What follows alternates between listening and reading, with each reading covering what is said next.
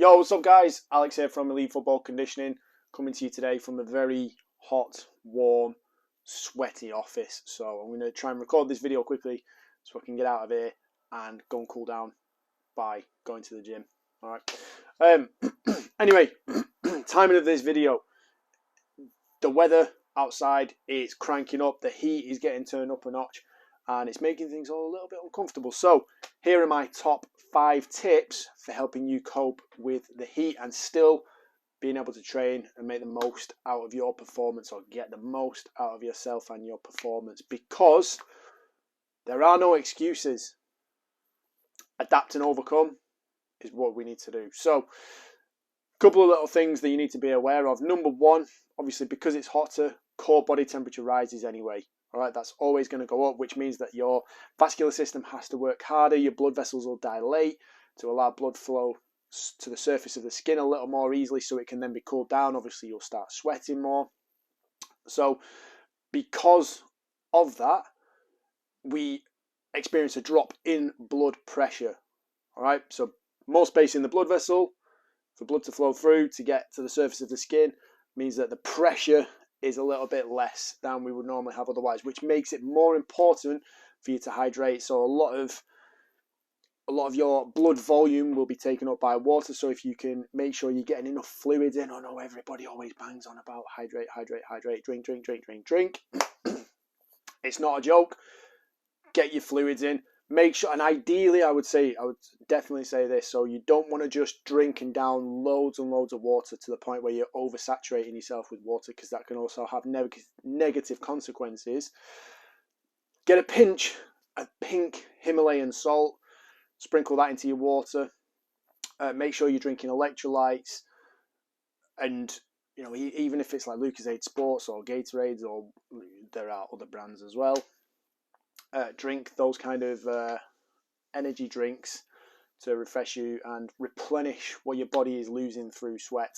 So bear in mind, the overall goal is to keep the our core body temperature in an optimal range, so that we can function to the best of our abilities without kind of overheating, overcooking. So that's what we're trying to do. We're trying to stop it from rising to the point where it's exhausting us and we end up suffering. We want to keep it in that optimal zone to make sure that we can still perform. So here are a few things for you to consider. So number one, as I've already alluded to, hydrate more. Make sure you are drinking probably a little bit more fluid than normal. So if you normally go through a couple of litres a day, maybe just add a little bit more to that. Or, as I've said, also sprinkle in a little bit of pink Himalayan salt. Maybe even drink a few electrolyte drinks as well. Add that to your routine and experience the results from that. By the way, if you are sprinkling in Himalayan salt, if you can taste it and it tastes really, really salty, you've messed up. All right, just a pinch. You shouldn't be able to taste it. It should taste a little bit like smart water, because that's essentially what smart water is. Number 2, time of training. So consider when you're actually going to be going out doing your training. If it's the middle of the day when it's baking hot, or even so like 3-4 o'clock in the afternoon, it's going to be roasting. It is going to be warm. So if you're outdoors, if you're not in an air-conditioned gym, if you're in a bit of a warehouse gym or a shed or a football pitch, be aware of that. You might want to get out either early morning or later on in the evening when it starts to cool down. Sensible options. However, if you are a bit of a glutton for punishment, or you're a little bit like me and you're a bit twisted and you want to get out in the midday heat, then these next couple of tips will help you along as well. So number 3, be prepared to sweat. Wear appropriate clothing, lightweight stuff that's either like light colours, light material, moisture wicking, pulling the sweat away from your skin to the outside of the material for it to then cool you down. Not a cotton type t-shirt like this that's going to hold all the sweat in and essentially cook you. You don't want that. All right. Your other alternative, of course, is tops off. Wear as little clothing as possible. Don't cover yourself in tons of layers. I know a lot of my guys, American footballers, we've got a training camp at the weekend, like 2-3 hour sessions out on the field in the sun, on rubber crumb as well, which is roasting anyway. Wearing a lot of kit, remove it at every opportunity you can, like if it's a case of taking helmets off and just reducing the layers. Just cool yourself down at every single opportunity.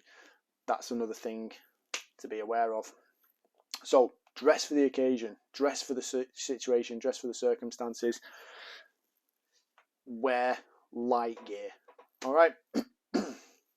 Number 4, cool down at every opportunity. A few different ways for you to do this. You can find shade. Go and sit in the shade. If you've got your own little portable fan or something like that, or you're going to spray cool water on yourself, you can do that. That's a great shout. One of the other things you can do is little micro towel like this. Like you can almost see through it. It's that thin. Soak this in a bucket of ice or ice water. Really cool it down. Give it a shake and then just don it over your head. Get it on the back of your neck. Get it across any sort of surface, like across your forearms, your crease of your elbow where you've got blood vessels up to the surface. Use that to help cool your blood temperature and bring that down a little bit.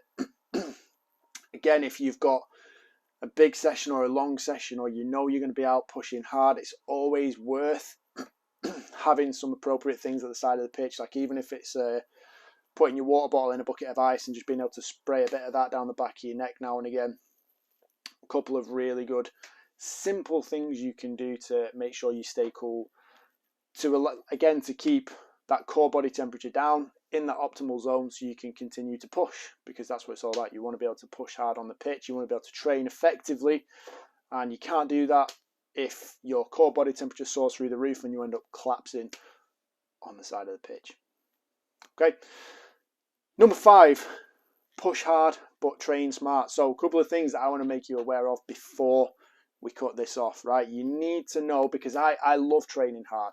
It's what pushes you through and above and beyond like where you were before. And if you've seen any pre-season photos or footage of Antonio Conte, the Tottenham Hotspur manager, pushing his lads to the point where they look like they're dying on the side of the pitch. I think they're off in like South Korea, or they're in Seoul or somewhere like that, where it is baking hot, really, really humid, and they're doing lots of long runs, essentially exhausting themselves.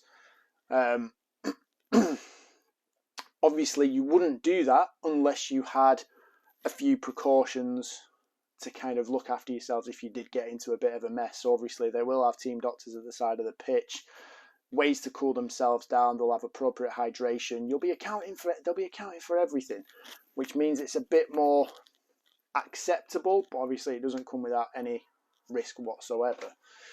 So bear in mind, if you experience any form of nausea, vomiting, dizziness, like slowdown of reactions, or any major change in sweat patterns, like if you stop sweating completely, or if you profusely sweat way more than you normally would, all of those signs are like little things potentially meaning you're struggling with heat exhaustion. So you need to keep a lid on it, keep on top of it, make sure you're checking in with yourself every now and again, and cool yourself down. Use every single opportunity in your session to cool yourself down. A bit of water down the back of your neck. If you've got cold water and you're tired of drinking water, rinse your mouth, spit it out. That's fine. You don't have to continuously drink all the time. If you know you're hydrated and you're not kind of on the edge, then it's all right. Like, just give yourself a little swill, cool your mouth down, spit it out, carry on. The other alternative is if you're a little worried about that, don't push as hard as you normally would. Reduce your intensity slightly. All right, and I don't mean completely take your foot off the gas. Still push hard, but it might mean you take a little bit longer breaks in between your sprints, in between your lifting sets. Play around with your workout. If you've got a coach, speak to your coach about what to do with regards to the hot weather. Most good coaches will be taking account for it anyway. And go from there. So they are my top 5 tips for helping you out in this hot weather when training. So I am going to record another video, which is how to stay cool alongside that. So in addition to these top 5, so make sure you keep your eyes peeled out for that. I'll speak to you again soon. Stay cool. Wenko out.